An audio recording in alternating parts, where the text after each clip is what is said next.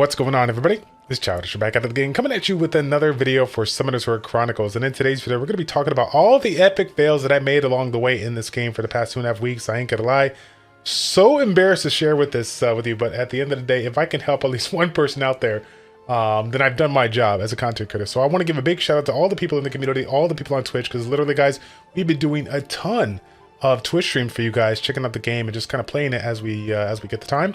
And literally every single time that we do a Twitch stream, I learn at least 3 to 5 different things from the community. So in today's video, I'm going to be dropping about 8 to 10 of them, give or take here. So if you guys are down for this kind of assistance when it comes to educational content, y'all know what to do. Like the video, subscribe to the channel, and then do me a favor, hit that notification bell so you guys know when the next video drops. Now, first thing I want to talk about is essentially material farming or herb farming, or whatever the case may be, right? As you guys know, there's one thing in the game that you can farm and you can do like AFK farming with is the fishes, right? But when it comes to all the other material farming, you have to go out of your way to go to a wide variety of places across the world to get the materials that you need. Now, some of them, it seems like it's a little bit harder to find, some of them are not. And one of the things that the community taught me is that colonies versus non-colony area is going to be the place to go if you're looking to collect specific materials, okay? And they give you an option to go to a colony versus not. The thumbs up means something. That is where you want to go here. Taking a look at where we're at right now, Rudolin, Castle Ruins, there's going to be a quest that we're going to be talking about here in a little bit, that essentially you need to get like 200 mango, yeah? And as you guys can see, the place that we're at right now, this is the colony, which literally has 7 nodes in front of me, normally 8 nodes, which 2 of them, as you guys can see right here, are actually the big ones here. So it's actually outrageously crazy, the colonies, the amount of materials that you can collect in a colony area versus not colony. This, I kid you not, right when you get out of the Rudolin area in Castle Ruins, you will see the area that I'm in right now. And if you're looking for mangoes, I tell you right now, you are going to stop this video and head over there right now. I probably have collected 100 or so mangoes here in not even 5 to 10 minutes, because by the time I clear all this stuff, I'm already getting the next round of them here. So next thing I want to talk about is just, I guess you could talk about the collection quest, right? So one of the things that we want to go ahead and drop for you guys, if I can pull it up here, the collection quest, they originally started out with this free, but my man Barcode here was the one that introduced me to the collection challenge, which is something that they introduced like 2 to 3, I want to say about 2 weeks ago, or like one of the previous updates here.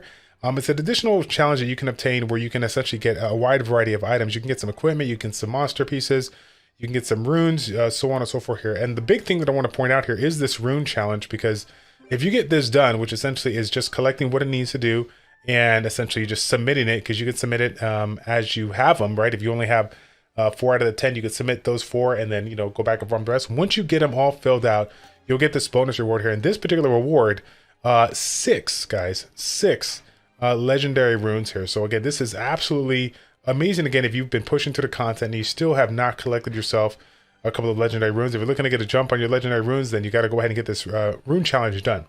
In addition to that, after they introduced this collection challenge, right here on the right side, they introduced the surprise challenge. So again, I guess what I'm trying to say is we got to make sure that we're just kind of looking all throughout the game, because you just never know what they're going to drop here. This is something that I did not see them announce, but this is something that we gotta have to, we want to make sure that we're looking at here. So as you guys will see, again, more materials to collect. As you collect them, you turn them in. I've already turned 100 of these materials. Once I get them all in, I'll get individual mystical scrolls here, and then once I get them all done, I'm gonna get myself a free water mage, the lich rituals here. So again, free nat 4 unit. Obviously you don't want to turn that down. Again, take a look, guys. This is a 20, or I think it's about a 21 day. Maybe it was like a 20, I don't know if it was a 22 day, but basically it's a limited time, limited thing here. You want to make sure that you guys are getting this done so you don't miss out on it, okay? Next thing that we got to hit up is the area exploration quest. So this is something that you guys are going to hit up quite a bit once you get through like the main acts and whatnot, right? One of the things that I made the mistake of was when I went over here to the exploration quest, I was like, okay, well, yes, I'm going to go ahead and accept the next quest and whatnot, and go ahead and work on that individually. But the funny thing of it is that once I get farther into the game, I realized that a lot of these NPCs that I got to talk to, a lot of them, are ones that we talk to more times than not for additional quests. So one of the things that you can do when you get the downtime here, go into the exploration and literally just kind of scroll down through all the quests that you have available and make sure that you have accepted all the questions that you can here. Look at this one right here. Foggy Prison 30. Didn't even know I can get it, but now I have it open, so I can essentially get value from doing this one, in addition to the other exploration quests that I was looking to do. So again, just the goal of this particular tip here is just essentially to maximize your time in this game. As you guys know, there's so many things going on in this game, so many things you have to accomplish in a given day when it comes to daily quests, so on and so forth here. So if you have the opportunity to collect more rewards in the same amount of time by essentially accepting these additional quests here, that's going to be the way to go. Okay. Next thing up, which is something that everybody knows about, but you probably don't know about. You know about it, you don't know about it. Okay, monster presets, right? Everybody should know by now. Once you go into the runes, you got the presets here. You're able to essentially, set up some presets that you want, and you can set up however way you want. You can name them for specific, unit that you normally have it on, or you can, name it as you for a particular class, right? A tank set, a support set, a DPS set. Well, the embarrassing thing that I was sitting here wondering is like, man, that's kind of, that's kind of sucks. We're sitting here just 3 slots. So I guess tank, support, DPS is like, no, I was wrong. If you scroll on over, you'll have the opportunity to open up a couple of additional ones here. And essentially you can go over here, literally open it up. And then if you want some more, you can keep on doing that here. So again, pretty important, because as you get later into the game, we're going to collect a wide variety of runes, and we're going to want to mix and match or take our best runes for a specific type of class or archetype of class, right? And you want to go ahead and put them on your best units when you're going to specific dungeons. Because as you guys know, when we're going to the specific dungeons, we're going to need the elemental advantages in certain stages here. In addition to that, if you have specific harder quests like Spires of Ascension, where it requires you to bring in an archer class or a fire support class, you're going to have to mix it up and bring in some runes on a unit that you're not normally doing. Maybe the unit's not all the way leveled up, but maybe you have a support setup or support runes that you could put on it so that it can essentially do what it needs to do for that specific stage here. So then make sure you guys know that if you want to go ahead and get some presets, you can do it. You can label them whatever you want. And again, like I said, it's just another option for you. 300 crystals, yes, it does cost that, but I don't think that is too much to ask for, considering all the free crystals we can obtain in this specific game here, right? So next thing up, equipment enhanced. So one of the things that I constantly forget about, again, take a look at all these people out there talking about how to increase your CP, how to increase your CP. One of the things that I always focused on when it comes to my characters getting into the game is, enhancing the runes and whatnot. As you guys know, you can take a look at your runes, apply effects, and enhance and whatnot. But one of the things that I actually forgot as a player here is that not only you can do your monsters, but you can also do your summoners. So again, if you come on over here, you take a look at the weapon, right? You go to enhance, you also have the opportunity to equip some specific gems, maybe one that improves the critical damage of your monster. I could do that right now. You can also apply the effect stones, which, as you guys see right here, I got a 4.4% attack power, which is obviously amazing given the fact that I'm utilizing a mage type summoner. So again, very, very important to take note here. You're going to get a lot of these items here throughout the quest, throughout the dungeons and whatnot here. So definitely, if you have an item, like if you have a purple item, at 5-star or better, that's, you think that you're going to be keeping for a while, then yes, go ahead and invest some of these gems and effect stones that you've been getting here. And if you got something that you just like, oh, I'm going to use it for the time being, but I know I'm going to get better, then yeah, go ahead and put one of these ones that you have on there that are blue, green, gray, whatever. If they provide value to you, and then when I talk about, good value, I'm talking about critical rate, attack, some of those stats that really, really make or break a unit, specifically critical rate when it comes to a damage dealer like Orbia. Make sure you guys are taking advantage of that. I mean, all those little upgrades you can do on your equipment, on your runes, everything like that is going to be very, very important. Okay. Next thing up I want to talk about is the subjugation gear. Speaking of gear, right? There was a big jump for me as a player coming into this game with 4-star runes by, going all over to the creature book, which you guys already know about, and essentially farming specific monsters, right? You can go on over here, go to Rakurugama and click on one of the field bosses to essentially sit there and farm 4-star purple runes here and get a nice jump if you are sitting there struggling with 3-star to 4-star runes, right? As an early player, beginner, whatnot. Well, after you get that down, obviously you're going to be going into specific dungeons and whatnot, and you want to go ahead and do some farming, but you're probably going to notice that it's the equipment. It's going to be hard to come by. Runes are going to be hard to come by. So there's a couple of different options for you once you get to that level. So when it comes to the equipment, one of the things that I wasn't taking advantage of enough because I was so focused on Path of Adventure for the runes and Path of Training for my summoner here and basically getting material to level up, is the subjugation, getting yourself the gear to go ahead and improve the summoner. Again, depending on what the role you take here, outrageously important to make sure that you get as the best gear you can possible, right? But the cool thing about this is that everybody knows that you can come up here and get the subjugation gear, but as you guys know, like when you get this gear, the majority of the time, like the quality is trash. It's just not really good, and you're just just kind of sitting back and just collecting it, selling it, collecting it, selling it, so on and so forth.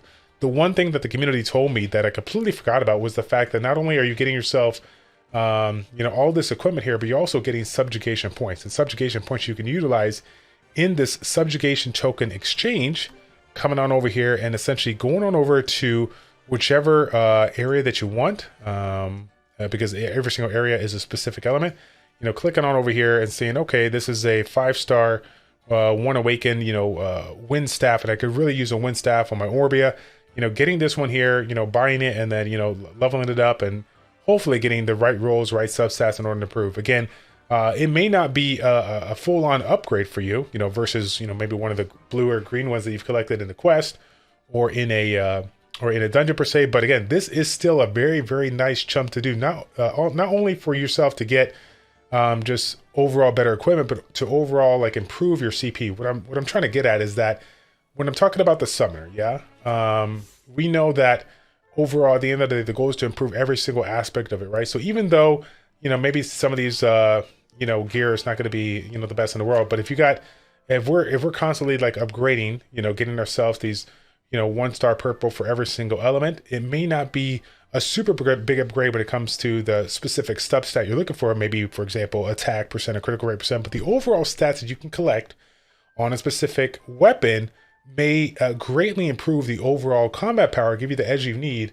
to push it forward and get that bonus, right? As you guys know, when it comes to dungeons, getting a certain amount of CP over the actual stage per se gives you a bonus, and vice versa, gives you a penalty if you don't have enough here. So whatever bonuses you can get by means of, again, the gear, the runes, the leveling, the enchantments, all that stuff, super important. And if you need to get yourself a little bit better gear and you cannot farm specific high-end dungeons with your friends, then Subjugation Shop is the way to go. Now, let's say you don't have the Subjugation Shop. The next thing you could do is something that I literally found 24 hours ago from the community here, is the Expedition. The Expedition is a special dungeon you can do up to 50 times here, and you can essentially get a couple of additional items here to include some 5-star runes as well. Now, the runes don't come all too often, but when they do, they're generally pretty good. I had one of the players out there that I met, a few weeks into this game, Baker's Goods, who was well over 400,000 combat power.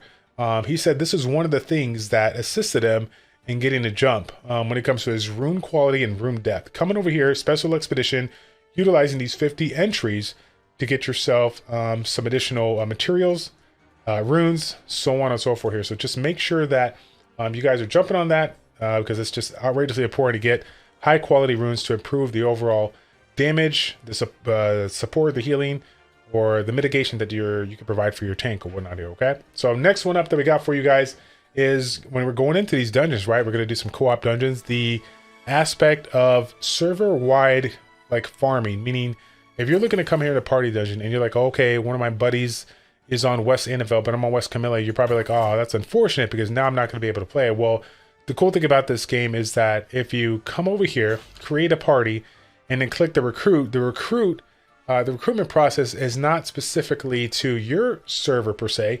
In addition to that, is to every server within that, whatever it is, Western Hemisphere or Eastern Hemisphere, right? Meaning if you are on the West side, the West server, and you decide to press the recruit button, anybody that's on any of the West servers will be able to jump on over here if they queue up at the right time. So big shout out to Stoic. I believe Stoic was the one that told me that one. A huge assistance here, given the fact that they have 42 servers for each area, right? So it's kind of hard to group up with all of your friends because all of us are on different servers. So keep that in mind. Obviously, if you are on East versus West, then yeah, you won't be able to team up here. But there's a lot of people out there that are on the same side, West and West, or East and East. So make sure you take advantage of that if you have some friends to do it. And if you do, the cool thing about it is that once you get it done, it's really easy to have them jump back in because it'll show up in the recents tab. For example, Justin or Samuel, whatnot. You can hop on over there. You can invite them over there without having them to queue up again. So very, very important on that. Okay. Next thing that I want to talk about is going to be the Archetype AI targeting. So this is a really cool thing that my man Keki told me about here, which is another endgame player working his way up in the top 100. The aspect of AI farming when it comes to PvP. As you guys know, when it comes to these units here, they're all specific units, right? They're tanks, they're support, healers or DPS. But there's actually a little bit more information that sometimes we forget about here. And the thing that we forget about is the actual class of the unit here, okay? We got the mage class, we got the archer class, we got the assassin class. These are all very, very important to know because specific classes, when it comes to the AI, attack specific other classes. Meaning if you're a mage class or if you're an assassin class, you're going to be attacking the, DPS on the back line here, right? If you're an archer class, you're going to be attacking the supports on the back line here. So like I said, take a look here. Archer attacks the enemy support first. Assassin taps to remove the archer magician by approaching the enemy from behind. This is very, very important if you're looking to progress in PvP. Why is that? Because you know exactly what the team they're going to bring. So you're going to know their type, their archetype for the units and whatnot here. So if you got a specific combination that they have a Kona, a Shannon, and a Theo or something like that, and you're like, okay, I need to bring us some units out there to take his damage dealing unit out there as fast as possible because he's a tank, right? Then yeah, it would make sense to bring yourself an assassin and try to go for that. And hopefully, you have a tank to provoke everybody else so those units don't get targeted. So very, very important to consider if you are one of those people that are really, really trying to push in the PvP ranks. I'm sure everybody's done it by now where they fought somebody around their range and they're wondering, wow, I had a little bit more CP than him. It looked like my units were stronger than him, but for whatever reason, I just got bested in the AI. Is it truly RNG, or did that particular combination just had the right units to go for specific classes on my team and take him out before I get a chance to take him out? It's a lot of things to consider, which I really didn't know. And like I said, I'm embarrassed to tell you guys this all, but at the end of the day, if any of this helps you, then I've done my job, again, as a content creator, right? So last but not least, I want to go ahead and talk about summons, okay? So this is one of the things that I saw early often, but I didn't want to talk about because I didn't feel comfortable in talking about it up until now. The Altar's Blessing. This is an opportunity for you as a player to go ahead and put a specific unit in one of these slots here for either 5-star, 4-star alike, and give yourself an opportunity to have an enhanced chance of summoning a dupe. And people might be like, well, why would you want to do that, right? You're sitting here trying to summon a dupe. I'm looking to get more and more nat 5s, right? At the end of the day, in order for you to improve on your specific unit, right? Leveling it up, awakening it up, and so on and so forth here. The only way to get that high CP on a specific unit is to have duplicates, is to get those skill ups. And so it's going to be very, very important to do it. You cannot get to awakening level 15 without specific pieces of that unit here. So again, if you have the opportunity to say, oh, you know what, I have a Sekhmet, I want to go ahead and bring it in here and try to get myself a specific, an additional piece, I can do that. I can do that, okay? But just keep in mind that once you get the duplicate, you won't be able to get any more again. And this will reset, as you guys can see, it resets every month here. So if you have a specific unit that you're going for, then yes, take advantage of it. Because especially if you're free to play, at the end of the day, while we want every single nat 5 under the sun, we will not progress and we will not be able to compete at the level that we are capable of competing if we don't have these units maxed out. And this is the way to do that if you would like to do that. Okay, so that's gonna be it for the video. Again, like I said, there was 8 to 10 tips over there. There is literally 20 to 30 more things that I could probably add to this video, but because of the fact that it's already outrageously long, we'll go ahead and stop right there. But you guys can do me a favor. If you want to make this video a little bit longer, let everybody know in the comment section down below some of the things that I missed, some of the things that you guys learned along the way that maybe your guildmates, your friends, and whatnot told you, so that we can help everybody out and make the community grow, okay? That's going to be it, fam. Thank you all so much for tuning in. It's your boy Childish with ChildishPlays checking out. Take care, and we'll see you all in the next one.